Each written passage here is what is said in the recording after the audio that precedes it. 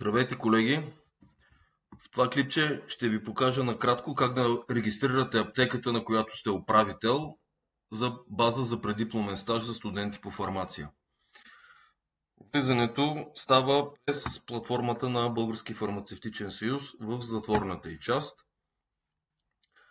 Отивате както виждате, са вашия профил, обученията, уведомленията от РАУ и новата иконка програма стаж.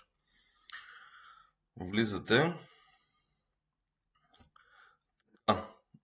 Тук ви излиза едно предупреждение и линк към самата нова платформа.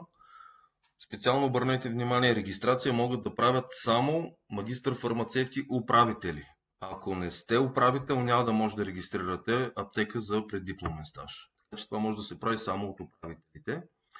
Тук отиваме на вход и съответно с имейла от регистрацията на аптеката влизате и си избирате ето програмата. Вече сме вътре, както виждате. Тук не е изход. И даваме начало.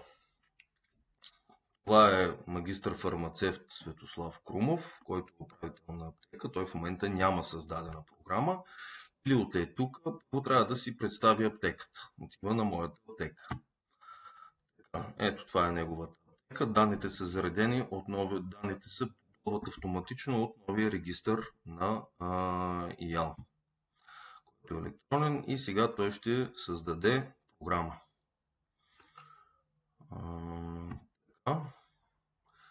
Брой свободни места, знаете, че те са до 3. Да речем, тук ще изберем 3. Телефон за контакт. Тук си давате телефон 088 123 123.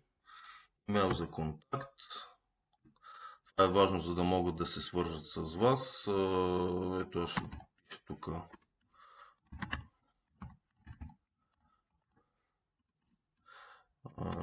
Имейл е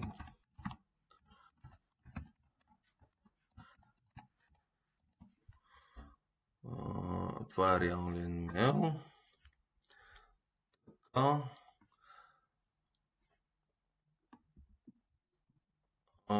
И тук са фармацевтичните дейности, които са по закон и по договор с касата.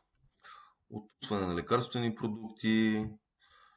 Ето тук маркираме дейностите, с които работи нашата аптека. Внимателно ги прегледайте. Тук е отпускане и така нататък. С чекчета гледайте да не пропуснете нещо.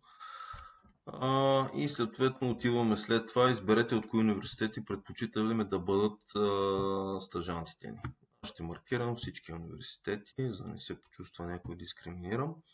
Тук е важно дали в аптеката, дали вие може да обучавате студенти на чужд език. Аз ще избера обучение на английски език, да. Това е важно, защото има студенти, които се обучават на английски в България. Съответно, хубаво е аптеки, които могат да извършват преподаване и обучение на английски, да го пояснат. Това поле е важно. Тук можете свободен текст да си опишете нещо, което искате да привлечете вниманието на студентите и те да имат по-голямо желание да карат стажа си при вас. Свободен текст може да опишете каквото желаете. Примерно, ние сме аптека с прекрасни, усмихнати професионалисти. Примерно, и на създаване.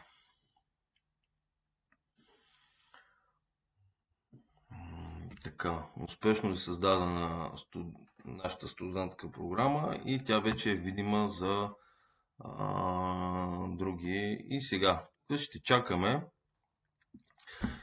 когато студентите почнат да виждат нашата програма, тук вече ще може да се вижда, ще виждаме какво, имаме ли кандидати и така нататък за други студенти. Сега аз умишлено ще се отпиша и ще вляза вече като студент в програмата. Сега студентите влизат тук през другия вход. Регистрация, ръководство и така нататък. Ние идваме, сега ще се регистрираме. Ето регистрация за студенти. Долу се прави. Сега ще направим една фиктивна регистрация. Студент Димитър Маринов. Имейл тук със сигурност трябва да е различен. Ще използвам друг имейл.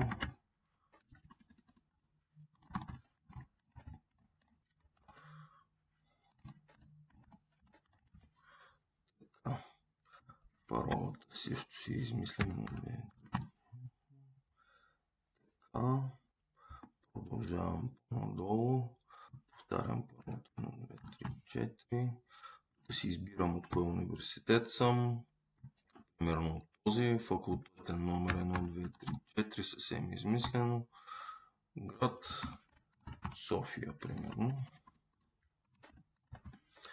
София. И си правим регистрация. Даваме регистрация. Готови сме. Вие успешно създадохте своя профил, може да кандидатствате по студентски програми. И сега вече това е ето нашето.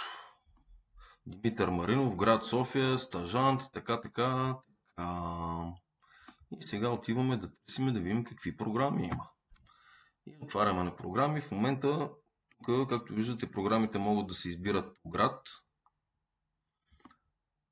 Могат да се избират и дали да са обучение на английски. Аптеката, която създадохме преди малко, е с възможност за обучаване на английски и затова излиза. Ето тук идваме, чупвам детайли, излиза подробно информацията. Когато са много програмите, тук студентите ще могат да виждат и да си избират. Харесали сме си, в случая има само тази аптека и кандидатстваме към нея. Тук има възможност студента. Много съм ученолюбив. Студента може да представи себе си и да кандидатства. Ето. Вече сме приети, кандидатстваме. Тук се отписваме от програмата. Подали сме си, получаваме на мейл съответните нотификации, когато някой ни разгледа и ни одобри. И сега какво прави?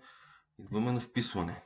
Тук обаче ще влеземе вече като магистър фармацевт. Вече влизаме като магистър фармацевт. Готово. Отваряме на начало и както виждате, вече тук имаме постъпила кандидатура. И да видим каква е тази кандидатура. Димитър Маринов, някакъв студент, е кандидатствал от фармацевтичния факултет на Медицинския университет София. Нова е обявата, отварям на детайли.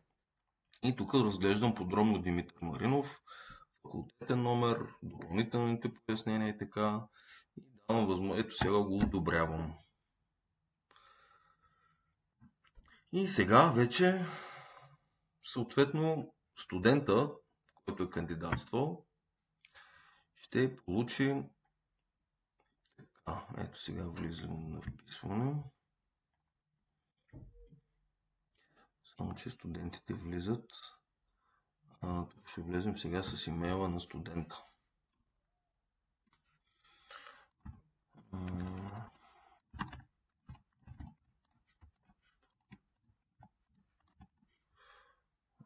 Нали си паролата? Да видим. Димитър Маринов, студента, е получил, има одобрена кандидатура. Отваря, вижда, че аптеката съответно го е отварял съответно да види подробности по това, където е кандидатствал, защото студента може да кандидатства в колкото си иска аптеки, но може да бъде одобрен също от няколко и сега вече той приема предложението. Готово. Добре. Съгласили сме се и вече студента си чака писмото от университета, с което да отиде в аптеката, която си е избрал. Това беше всичко. Благодаря ви. Успех!